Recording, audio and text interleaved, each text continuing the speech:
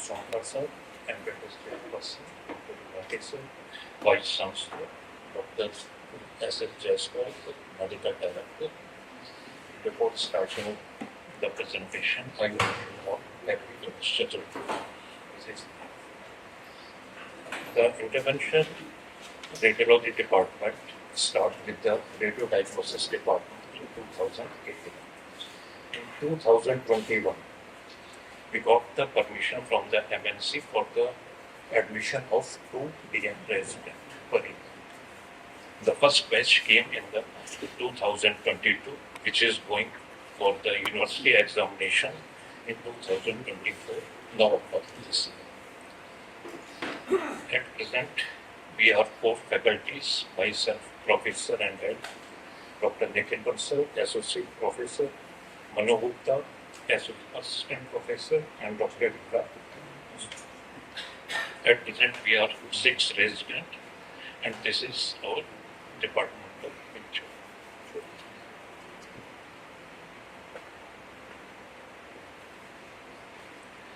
Regarding the departmental statistics, since last 3 years, we are continuously increasing the patient both in the outdoor and the indoors. Roughly, we are doing 17 to 18 patients in the OPD and 2 patients in the cath lab per day. I hope it will increase further in the near future. Regarding the infrastructure, we have one procedure room in the basement of the old building with the OPD and the minor procedures. And second is the cath lab.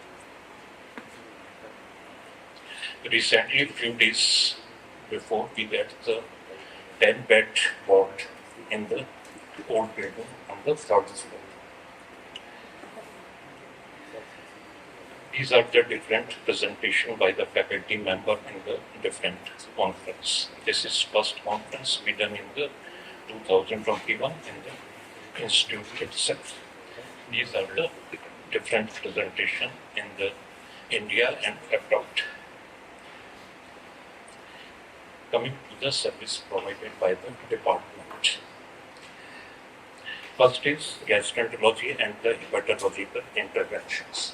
We are doing emergency bleed embolization, post-operative embolization for highly vascular tumor, ruptured liver tumor, chemoembolization of SCC, portal vein embolization, transfusion liver biopsy, PTBD with and without stenting, tips for the varicose vein recurrent ascites, variation occlusion in the bleed and recurrent encephalopathy, intervention in Buchiari syndrome, including hepatic vein reembolization, thrombosis, angioplasty, stenting of the mesenteric ischemia, pancreatic correction. In the oncology intervention, we are doing biopsy, FNAC from the tumor, LCC treatment with RFA, MWA, TACE, TAR, and ablation of other body tumors. Palliative intervention like the ablation of the bone metastasis, nerve block, chemopotentization, embolization of the post-operative or the tumor. In the aortic intervention, we are doing aortic endovascular, thoracic, and abdominal aortic aneurysm stenting. And second is endoleak embolization. In the ortho, we are doing radiofrequency ablation of the osteoid osteoma, vertebroplasty, and the bone biopsy. Regarding the gynecological interventions, embolization of primary and delayed postpartum hemorrhage, embolization of the symptomatic uterine fibroid using PBA particles, prophylactic bilateral alike balloon placement in high uterus PPH, fallopian tube recanalization for the tubal clot, embolization of the pelvic congestion syndrome. General vascular interventions, laser ablation of the varicose vein, peripheral vascular disease including diabetic foot, intra-arterial catheter directed thrombolysis in the acute lip ischemia using urokinase. Intravenous catheter direct thrombolysis in the acute deep vein thrombosis and IVC filter is. Other procedures we are doing venous angioplasty and stenting in venous compression syndrome, malignant venous obstruction, central venous obstruction, angioplasty in the vasculitis like hepatoid disease, embolization of the AV malformations, sclerotherapy for the isolated perforator in the lower limb varicosities. Pulmonary and thoracic intervention procedure, bronchial and the non-bronchial systemic artery embolization in hemoptysis, biopsy, chlorodesis for the recurrent pleural effusion, tracheal stenting, pleural effusion, embolization of the pylothorax.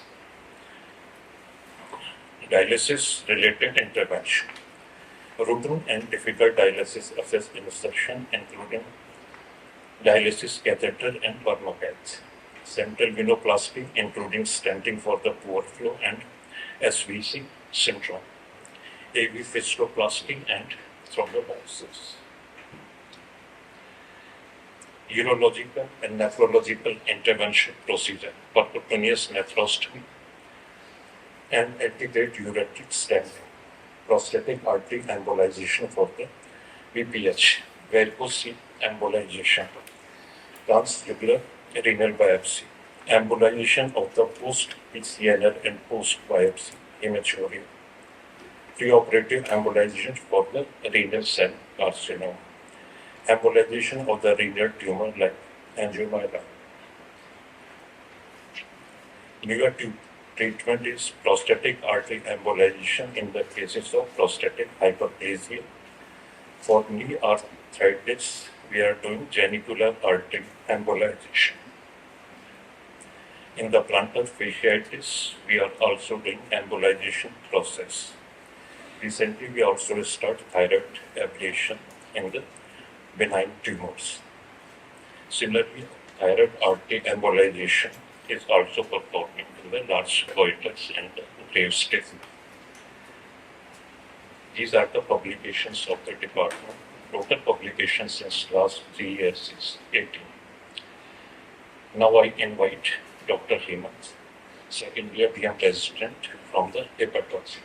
Good morning, Honorable Emeritus Chairperson, sir, delegates, my teachers and my colleagues. We'll give a brief summary about the clinical presentation, evaluation and diagnosis of this patient before liver transplant. We have a 32-year-old woman with chief complaints of abdominal distension since last 15 months and which has worsened since the last 1 month and associated with decreased urine output since 5 days. There is no history of jaundice, hematemesis, melena, altered sensorium, abdominal pain, burning fixation, or history of any alternative medication use. No history of diabetes, hypertension, tuberculosis, or thyroid disorders, and she is a non-smoker, non-alcoholic, and no history of any IV drug abuse. She is conscious, cooperative, oriented to time, place, and person, with height of 150 centimeters, weight of 57 kilos, with the BMI of 25. Vital parameters are normal. There is no pallor, icterus, cyanosis, clubbing, lymphadenopathy, or pit edema. No signs of liver cell failure like parotid swelling, pulmonary edema, or deep uterine contraction. On systemic examination, per abdomen inspection, there is distended abdomen, which is uniform distension with flank fullness, and all quadrants of the abdomen move equally with respiration. On superficial palpation, abdomen is tense, non-tender, with no local trace of temperature. On deep palpation, liver is palpable 10 centimeters below right costal margin in mid-clavicular line, with a liver span of 20 centimeters. Left lobe is palpable 10 centimeters below the ziggy sternum. Liver is irregular in surface, firm in consistency, non-tender, and moves with respiration. And spleen is palpable 3 centimeters below left costal margin in left mid-clavicular line. On percussion, dull node is present all over abdomen, and fluid till is present. Auscultation, bowel sounds are normal, and no bruit or venous sound heard. On routine blood investigations, there is reduced albumin and raised INR with mild rise in serum creatinine with the patient baseline creatinine of 0.6. Metabolic parameters of HbA1c, lipid profile, and alpha fetoprotein are normal. To determine the nature of ascites, we got acidic fluid analysis done, which showed no SBP, no infection of ascites, with high SAG and low protein ascites suggestive of portal hypertension. On ultrasound, there is a large liver with surface irregularity with dilated portal vein, gross ascites. Upper G endoscopy showed grade 2 esophageal varices. Fibroscan showed increased liver stiffness, that is 75 kilopascals. All investigations suggestive of chronic liver disease, that is liver cirrhosis with portal hypertension. On etiological workup, viral markers hepatitis B and C are negative. Autoimmune markers ANA, SMA, and serum IgG are negative. And metabolic, as patient does not have any metabolic dysfunction. To rule out vascular causes, we got a triple phase CT abdomen done, and I would like to invite Dr. Neha to discuss about the CT. Thank you, Dr. Hemant. Good morning, everyone. Myself, Dr. Neha Gulia, PG second year resident, Department of Radiodiagnosis. I will discuss the CT findings of this patient. These are the triple phase CT abdomen axial sections showing arterial phase, portal phase, and venous phase. Here we can see enlarged liver with surface nodularity. And liver shows heterogeneous attenuation with multiple variable size lesions in both lobes of the liver, which shows faint enhancement in arterial phase and more enhancement in portal and venous phase, which represents these are the regenerative nodules of cirrhosis. Also, we can see there is marked coded lobe hypertrophy, and liver shows flip lobe enhancement, means central hypodensity when there is peripherally enhanced and vice versa. Also, we can see there is borderline splenomegaly and gross ascites. The first image is the venous phase axial section. Here the hepatic veins are not visualized. And on the reconstructed image of coronal section, we can see the intrahepatic IVC is attenuated in caliber.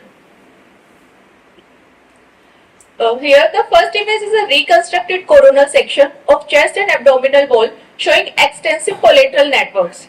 Along with there is recanalization of umbilical vein in the fissure of ligament of teres, and also we can see there are multiple peripancreatic and perisplenic collaterals. So our findings are hepatomegaly with heterogeneous attenuation of liver with flip-flop enhancement pattern and multiple arterial enhancing nodular lesions without any washout in portal and venous phase, which suggests these are the regenerative nodules of cirrhosis. Hepatic veins are not visualized and marked attenuated intrahepatic IVC. Recanalization of umbilical veins with multiple anterior wall, chest wall, periportal, peripancreatic and perisplenic collaterals, along with borderline splenomegaly and gross ascites. So our findings are suggestive of Budd-Chiari syndrome with decompensated liver cirrhosis in form of ascites and extensive collateral networks representing portal hypertension. Now I invite Dr. Hemant for further proceeding the case. Thank you.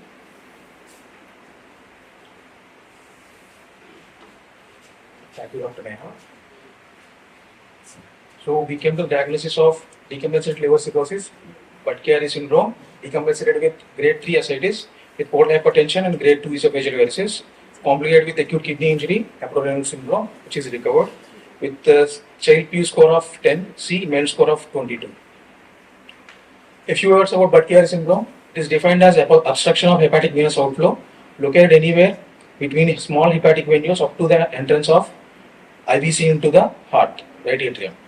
Budd-Chiari syndrome of two types. Primary Budd-Chiari syndrome is blockage intrinsic to the vein, and secondary Budd-Chiari syndrome due to external compression of the vein. In our patient has primary Budd-Chiari syndrome as there is complete obliteration of hepatic veins.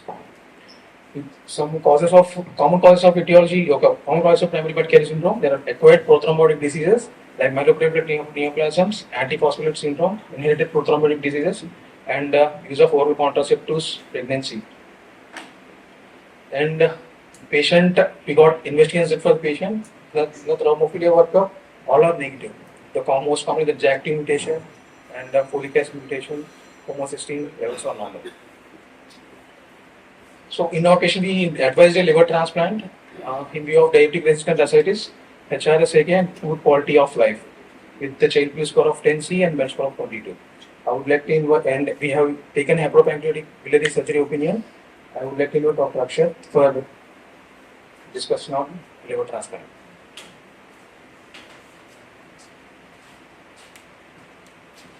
Thank you, Hemant. Good morning, everyone. Myself, Dr. Akshat Dhanuka, MCH second resident from Department of HPB Surgery and Liver Transplant. So, patient underwent living liver transplant on 22nd of October 2024. First, let's understand what is liver transplant. So, here is a small clip showing a diseased liver in the recipient, for which, after careful dissection, arteries are ligated and divided and freed from the liver. Gallbladder and bile duct are ligated, divided. Then major vascular structures like portal vein is looped, ligated and freed from the liver. And finally, the liver is mobilized from IVC. First of all, infrahepatic IVC dissection is done and IVC is looped. And then all the three hepatic veins, that is left, right and middle hepatic veins, are dissected, freed from the IVC and divided near liver. So what were the challenges in this particular case? Since the patient was having Budd-Chiari syndrome that led to massively hypertrophied choroid lobe, there were extensive fibrosis near hepatoduodenal ligament and portal structures, and there were dense perihepatic adhesions. As you can see here, discussed earlier in the coronal section, this is a massively hypertrophied choroid lobe, and in the intraoperative image, we can see that choroid lobe is extensively pushing out of the abdomen with nodular liver. There is a small clip showing choroid lobe is pushing out of the abdomen, and after careful dissection and adhesylisis, liver was being mobilized. There were severe adhesions present. All the portal structures were looped and for Pringle maneuver to prevent bleeding. Infrahepatic veins were ligated and divided. Liver was being mobilized. Finally, the infrahepatic inferior vena cava was looped. Liver was freed from the infrahepatic part of the inferior vena cava. As we can see that liver is humongous. Portal vein was divided near the liver, and here we can see all the tied off portal structures that have been looped. Liver was retracted, and finally suprahepatic dissection was done, and middle and left hepatic veins were clamped and divided from the liver. And this is how, after mobilization, the diseased liver is explanted from the recipient body.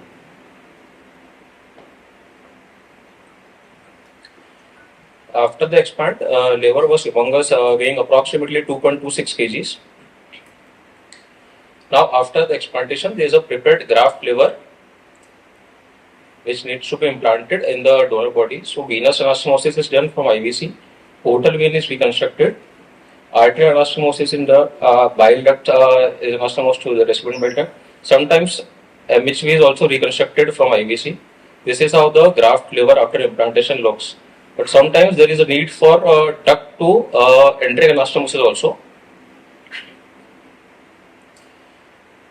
In this clip, you can see this is a thrombosed portal vein with damaged endothelium, and the graft liver is being implanted in the recipient body. RHV is being anastomosed to the inferior vena cava. A reconstructed middle hepatic vein is also being anastomosed to the inferior vena cava. So there were few implant challenges as well, since the portal vein was thrombosed for a long time and there was a damaged endothelium. Also, there was extensive ductal fibrosis, which necessitated the need for bilioenteric anastomosis. This is a schematic illustration in which we can see, due to the damage and thrombosed portal vein, there was a need for jump graft from supramesenteric vein to the graft liver portal vein.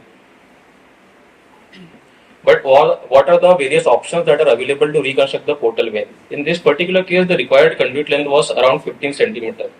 So the various autologous options are great saphenous vein, internal jugular vein, left gastric vein, and inferior mesenteric vein. Great saphenous vein had a smaller caliber for the portal vein that was required.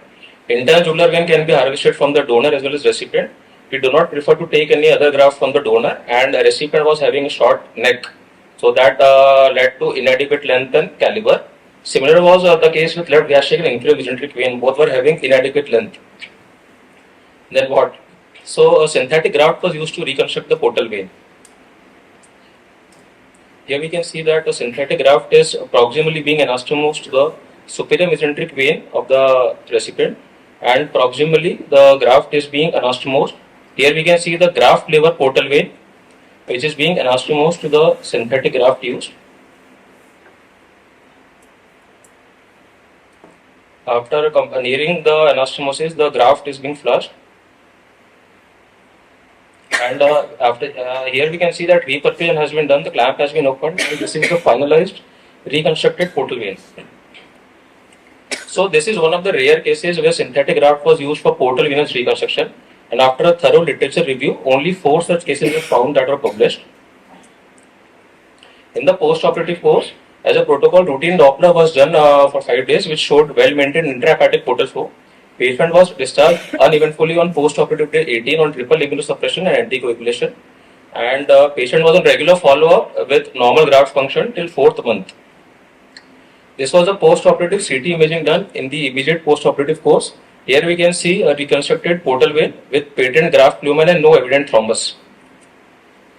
In the regular follow-up, as it is shown, patient was having normal graft function, but in the 5th month of follow-up, patient presented with raised serum total and direct bilirubin, near 10-fold increase in liver transaminases, alkaline phosphatase, gamma GT. INR was getting to rise. So, as we knew that the portal vein was reconstructed using a synthetic graft, so we ordered a triple phase CT scan to look for any vasculature abnormalities, and I would like to call Dr. Neha to discuss on the CT findings.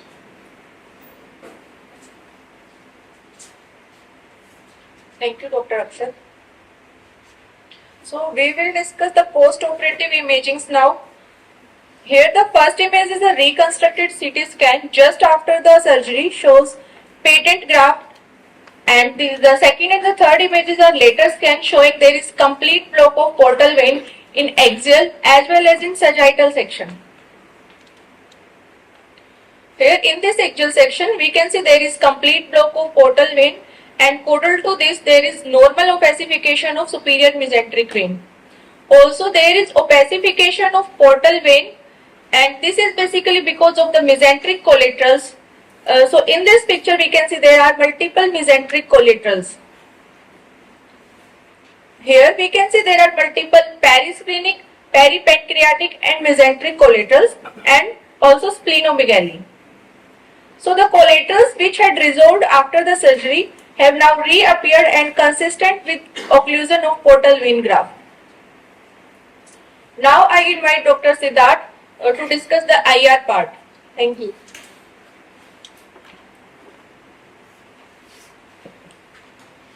Good morning, everyone. I am Dr. Sidharth Dahiya, DM Resident, second year from Department of Intervention Radiology. I will be discussing the intervention radiology management in this case. So before starting the intervention radiology management, I will summarize the case before you all. 32-year-old female patient who was suffering from Budd-Chiari syndrome with cirrhotic changes in the liver. She underwent liver transplant on 22nd October 2024. Patient was discharged with normal graft function.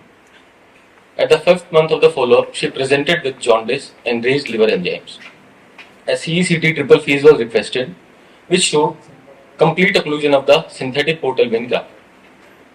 An emergency call was sent to the intervention radiology department for the endovascular management. Now, anticoagulation is offered to all the patients in whom synthetic portal vein graft is used, and in our case also, patient was on anticoagulation. But despite being on the anticoagulation, if the graft gets thrombosed within the 30 days of the liver transplant, then surgical management is the first option, but beyond the 30 days, endovascular management is the preferred option. In endovascular management, we have catheter-directed thrombolysis, mechanical thrombectomy, balloon dilatation, and stenting. In catheter-directed thrombolysis, a perfusion catheter is introduced in the blood vessel using Seldinger technique through percutaneous route. It achieves targeted delivery of the thrombolytic agent directly within the thrombus. It maximizes its efficacy and minimizes the systemic side effects. Most commonly used thrombolytic agents are alteplase, streptokinase, and urokinase. Mechanical thrombectomy. It is a minimally invasive procedure that uses aspiration catheter to remove a blood clot from artery or vein under fluoroscopic guidance. In the view of high INR, mechanical thrombectomy was done in this case because catheter-directed thrombolysis itself possesses the risk of systemic bleeding. Whereas mechanical thrombectomy, it allows immediate restoration of the blood flow with high recanalization rates and lower risk of systemic bleeding. First, we secure the access. Percutaneous transhepatic puncture of the portal vein is taken under ultrasound and fluoroscopic guidance using Seldinger technique. After securing the access, a venogram is taken to confirm the location of the clot.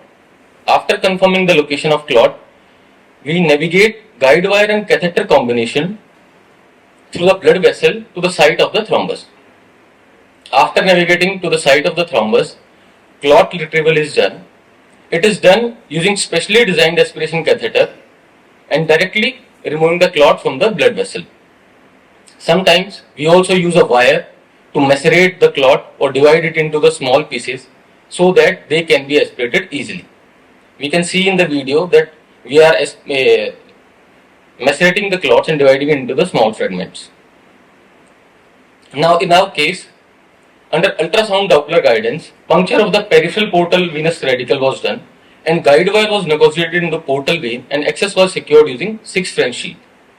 Image on the right is a fluoroscopic image of the percutaneous portal vein access. So after securing the access, we did the initial venogram which showed that no contrast is seen flowing into the synthetic portal vein graft and it is refluxing back into the parenchymal branches. So we can say that there is complete cutoff at distal anastomosis site. However, intraparenchymal branches of the portal vein are still patent. So after the initial venogram, we successfully managed to negotiate the catheter and guide wire across the thrombosed portal vein graft into the superior mesenteric vein as shown in this video. And then we did a repeat venogram and superior mesenteric vein appeared patent and contrast did not go into the graft again. So we can say here that we have confirmed the extent of the thrombus and we can also see that small collaterals are visualized in the video. They are supplying the intraparenchymal portal vein. Now we started with the mechanical thrombectomy. In the video you can see that tip of the catheter is introduced within the thrombus and suction device is switched on. The catheter is moved in to and fro motion and thrombus is being aspirated. The video on the right, this is the real fluoroscopic video of our case. You can see that the aspiration catheter is taken through percutaneous route into the synthetic portal vein graft and we can see the movement of the catheter. We are moving the catheter to and fro motion and aspirating the thrombus within the synthetic portal vein graft. So during the process, we did a check venogram which showed residual thrombus within the synthetic graft and some narrowing was also seen at both the anastomotic sites. So we continued with the aspiration till completion and a serial balloon dilatation was done using 6 mm and 8 mm balloons. These are the images of the balloon which we used within the procedure. Now in the final venogram, we can say that we have achieved the complete recanalization of the synthetic portal vein graft. And we can also say that those collaterals which were visualized in the previous venograms, now these collaterals are not visualized in the final venogram. All the thrombus within the synthetic portal vein graft was aspirated.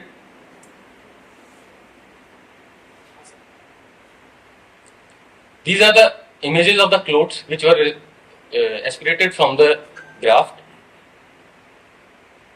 So in the end, we embolized the parenchymal tract with the metallic coils to prevent the oozing of the blood from the liver surface.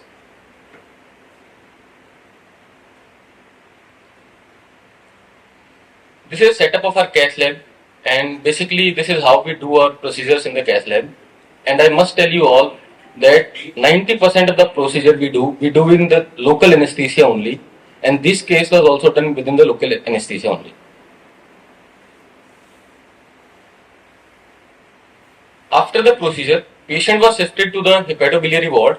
Heparin infusion was started at 1000 international units per hour and subsequently after 2 days, heparin infusion was stopped and patient was shifted on the Clexane 60 mg BD. Patient was discharged with vitamin K antagonist, acicumberol, 2 mg and 3 mg on the alternate day.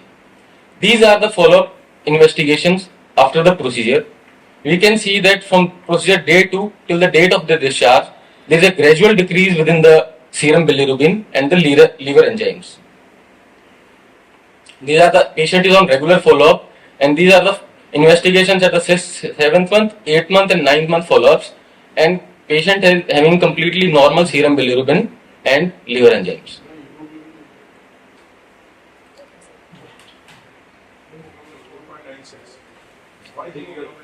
So you switch the TLC and the hemoglobin values. The last one is 8.9 hemoglobin, which is still anemic, but 4.96 is probably the TLC.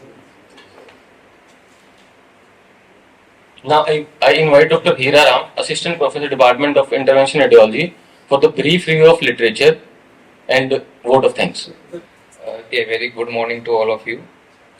So I will briefly discuss first about the review of the literature. So after a thorough search of article, I came across one original paper and one case report.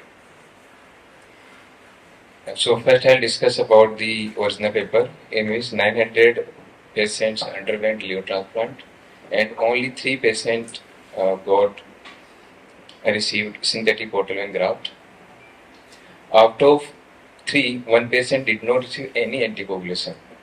At the 14-month post-liver transplant, the conduit found to be thrombosed with multiple collaterals. However, the liver function tests were normal, so it signifies that the collateral were adequately supplying the liver. The remaining 2 patients in the series received warfarin with a dose of 3.5 mg per day. The latest imaging studies in both the recipients revealed a patent conduit with satisfactory portal flow and normal post-operative liver function. And this is a single case reported, and in this also the patient got portal vein graft, synthetic graft, and was on warfarin, and the graft was patent. So why did we choose this case? We choose this case because it highlights the extreme rarity of successful recanalization of synthetic portal vein graft following liver transplant.